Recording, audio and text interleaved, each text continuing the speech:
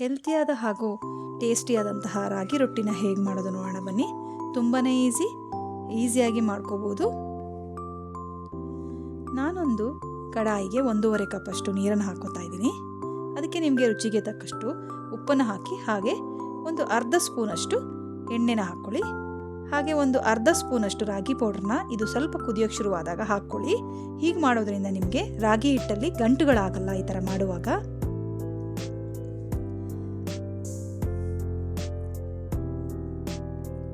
ನಾನಿದು 1 ಕಪ್ಪಿನ ರಾಗಿ ಹಿಟ್ಟಿನ ಕನ್ಸಿಸ್ಟೆನ್ಸಿಗೆ 1.5 ಕಪ್ಪನ್ನು ನೀರನ್ನು ತೊಗೊಂಡಿದ್ದೀನಿ. ಈಗ 1 ಕಪ್ಪಷ್ಟು ರಾಗಿ ಹಿಟ್ಟನ್ನು ಹಾಕ್ಕೊಂಡು ಇಮಿಡಿಯೇಟ್ ಅದನ್ನು ತಿರ್ಸ್ಬೇಡಿ. ತಿರ್ಸಿದ್ರೆ ಅದು ಫುಲ್ ಗಂಟುಗಳಾಗುತ್ತೆ. 1-2 ನಿಮಿಷ ಇದು ನೀರಲ್ಲಿ ಚೆನ್ನಾಗಿ ಹೊಂದ್ಕೋಬೇಕು ರಾಗಿ ಹಿಟ್ಟು. ಅಲ್ಲಿ ತನಕ ಇದನ್ನು ಸ್ವಲ್ಪ ಈ ಥರ ಮಿಕ್ಸ್ ಮಾಡಿ ಅಷ್ಟೇ. ಸೊ ನಿಮಗೆ ಗೊತ್ತಾಗುತ್ತೆ ಅದರಲ್ಲಿರೋ ನೀರೆಲ್ಲ ಕಡಿಮೆ ಆಗುತ್ತೆ.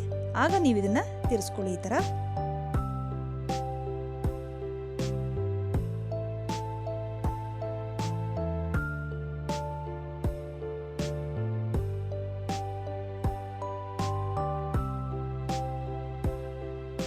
ಈ ಥರ ಮಾಡೋದ್ರಿಂದ ಒಂದೇ ಒಂದು ಗಂಟು ಕೂಡ ಆಗಲ್ಲ ರಾಗಿ ಹಿಟ್ಟಲ್ಲಿ.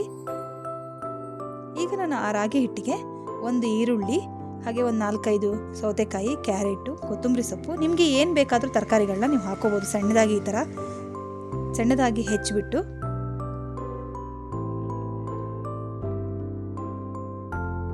ಇದರ ಚಿಕ್ಕದಾಗಿ ನಾನು ಹೆಚ್ಕೊಂಡಿದ್ದೀನಿ. ಇದನ್ನು ಈ ರೊಟ್ಟಿ ಹಿಟ್ಟಿಗೆ ಹಾಕಿಬಿಟ್ಟು ಕಲಿಸ್ಕೊಳ್ಳೋಣ. ತುಂಬ ಹೆಲ್ತಿಯಾಗಿ ಮತ್ತು ರುಚಿಯಾಗಿರುತ್ತೆ ತಿನ್ನಲಿಕ್ಕಿದು. ನೀವೀಗ ಇದನ್ನು ಕಲಿಸೋಷ್ಟೊತ್ತಿಗೆ ಕೈನ ಸ್ವಲ್ಪ ನೀರಿನಲ್ಲಿ ಒದ್ದೆ ಮಾಡಿಕೊಂಡು ಮಾಡೋದ್ರಿಂದ ಇದು ಕೈಗೆ ಅಂಟಲ್ಲ. ಇದನ್ನು 1 ನಿಮಿಷಗಳ ಕಾಲ ಈ ಥರ ಚೆನ್ನಾಗಿ ಕಲಿಸ್ಕೊಳ್ಳಿ. ಈ ಥರ ರಾಗಿ ರೊಟ್ಟಿನ ಮಾಡೋದ್ರಿಂದ ಇದನ್ನು ನೀವು ಎಷ್ಟೊತ್ತಿಟ್ಟರೂ ಕೂಡ ಅದು ಗಟ್ಟಿಯಾಗಲ್ಲ. ನೀವು ಬೇಕಾದ್ರೆ ಮಕ್ಕಳಿನ ಬಾಕ್ಸ್ಗಳಿಗೆ ಇದನ್ನು ಹಾಕಿ ಕಳಿಸ್ಬೋದು. ಬೆಳಗ್ಗೆ ಮಾಡಿರೋದು ನೀವು ಸಂಜೆ ತನಕ ಇಟ್ಟರೂ ಕೂಡ ಈ ರೊಟ್ಟಿ ಗಟ್ಟಿಯಾಗಲ್ಲ, ಸಾಫ್ಟಾಗಿ ಹಾಗೇ ಇರುತ್ತೆ. ಇದಕ್ಕೆ ಈ ಥರ ನಾವು ಈರುಳ್ಳಿ, ಸೌತೆಕಾಯಿ, ಕ್ಯಾರೆಟ್ ಎಲ್ಲ ಹಾಕೋದ್ರಿಂದ ಟೇಸ್ಟು ಕೂಡ ತುಂಬ ಚೆನ್ನಾಗಿರುತ್ತೆ. ಇದಕ್ಕೆ ನೀವು ಸೈಡ್ಗೆ ಇದ್ರ ಡಿಶ್ ಇಟ್ಕೊಂಡು ಏನಾದ್ರು ತಿನ್ನಬೇಕು ಅಂತಲೂ ಇಲ್ಲ, ಹಾಗೇ ಬೇಕಾದರೂ ತಿನ್ಬೋದು, ಅಷ್ಟು ಟೇಸ್ಟಿ ಅನಿಸುತ್ತೆ.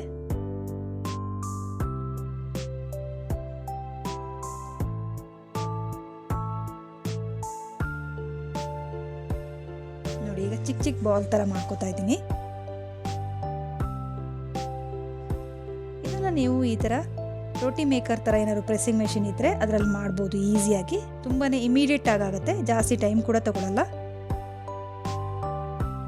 ನಿಮಗೆ ತಿನ್ನಬೇಕು ಅನ್ನಿಸ್ದಾಗ ಇಮಿಡಿಯೇಟಾಗಿ ಮಾಡ್ಕೋಬೋದು.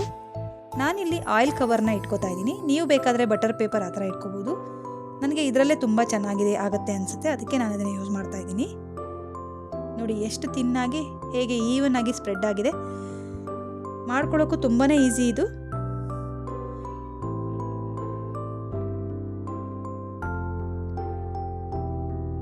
ನೀವು ಎಣ್ಣೆ ಕೂಡ ಹಚ್ಚೋದು ಬೇಡ, ಇದಕ್ಕೆ ತುಂಬಾ ಚೆನ್ನಾಗಾಗುತ್ತೆ ರೊಟ್ಟಿ.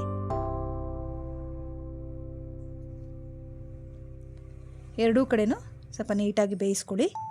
ಇದನ್ನು ತುಂಬ ಜಾಸ್ತಿ ಬೇಯಿಸೋ ಅವಶ್ಯಕತೆಯೂ ಇರಲ್ಲ, ಯಾಕಂದರೆ ನಾವು ಹಿಟ್ಟನ್ನು ಫಸ್ಟೇ ನಾವು ಚೆನ್ನಾಗಿ ಬೇಯಿಸ್ಕೊಂಡಿರೋದ್ರಿಂದ ತುಂಬ ಬೇಗ ರೊಟ್ಟಿ ರೆಡಿ ಆಗಿಬಿಡತ್ತೆ. ಟೇಸ್ಟಿಯಾದ ರಾಗಿ ರೊಟ್ಟಿ ನೋಡಿ, ತುಂಬಾ ರುಚಿಯಾಗಿರುತ್ತೆ. ಮನೇಲಿ ಇದನ್ನು ಖಂಡಿತ ಟ್ರೈ ಮಾಡಿ ನೋಡಿ.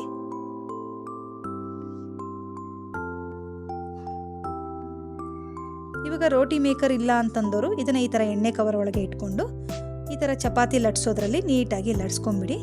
ಅದು ಕೂಡ ತುಂಬಾ ಚೆನ್ನಾಗಿ ಬರುತ್ತೆ. ನೋಡಿ, ನೀಟಾಗಿ ಅದೇ ಥರ ತಿನ್ನಾಗಿ ಬಂದಿದೆ. ಇದನ್ನು ನೀವು ಟ್ರೈ ಮಾಡ್ಬೋದು.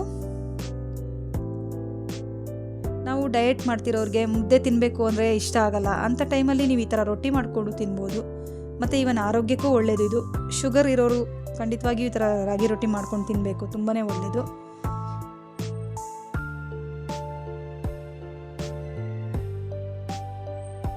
ತುಂಬಾ ಚೆನ್ನಾಗಿ ಬರುತ್ತೆ ಇದು. ನೀವು ಮಾಡಿಬಿಟ್ಟು ಸಂಜೆ ತನಕ ಇಟ್ಟರೂ ಕೂಡ ಇದು ಗಟ್ಟಿಯಾಗಲ್ಲ, ತುಂಬ ಸಾಫ್ಟಾಗಿರುತ್ತೆ. ಇದು ಲಂಚ್ ಬಾಕ್ಸಿಗಂತೂ ತುಂಬಾ ಚೆನ್ನಾಗಿರುತ್ತೆ ಮತ್ತು ಹೆಲ್ತಿ ಕೂಡ. ಫ್ರೆಂಡ್ಸ್, ಈ ರಾಗಿ ರೊಟ್ಟಿ ರೆಸಿಪಿನ ಮನೇಲಿ ಟ್ರೈ ಮಾಡಿ, ಖಂಡಿತವಾಗಿ ಎಲ್ಲರಿಗೂ ಇಷ್ಟ ಆಗುತ್ತೆ.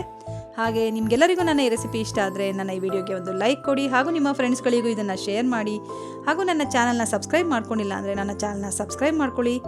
ಹೀಗೆ ಇಂತಹ ಸಿಂಪಲ್ ಆದ ವಿಡಿಯೋಗಳಿಂದ ಮತ್ತೆ ಬರ್ತಾ ಇರ್ತೀನಿ. Thank you. Thanks for watching.